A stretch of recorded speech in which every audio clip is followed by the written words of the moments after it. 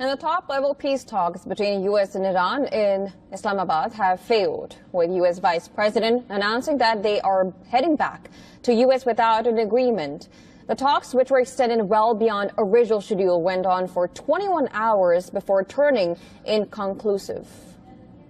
We have been at it now for 21 hours, and we've had a number of substantive discussions with the Iranians. That's the good news.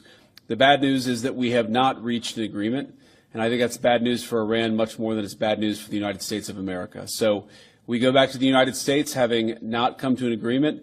We've made very clear what our red lines are, what things we're willing to accommodate them on, and what things we're not willing to accommodate them on.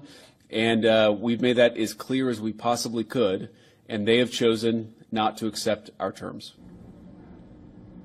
Over the past 24 hours, discussions were held on topics including Strait of Hormuz, nuclear issue, war reparations, lifting sanctions, complete end of war against Iran.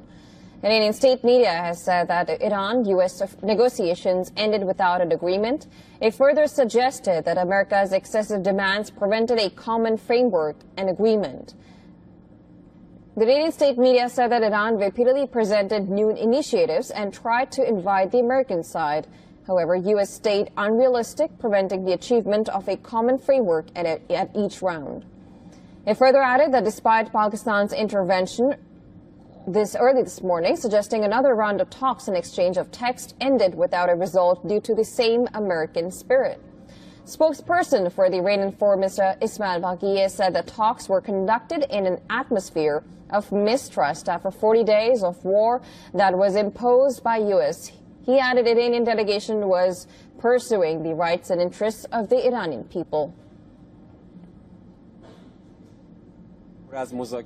This round of negotiations took place after 40-something days, 40 days of imposed war, and a few days after the ceasefire, in an atmosphere filled with mistrust, suspicion, and ill will. In any case, the American side committed a military transgression against the Islamic Republic of Iran, along with the Zionist regime, for the second time during the 9 months. Therefore, it was natural that from the beginning one should not have expected that we could reach an agreement in a single session. I don't think anyone had such an expectation, despite the fact that I said this session was the longest we've had in the past year.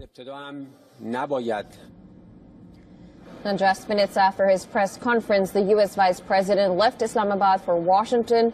Vans boarded Air Force Two at about 7:08 a.m. local time and waved to Pakistani officials from the top of the stairs. While the Indian delegation, led by Foreign Minister Abbas Araghchi, left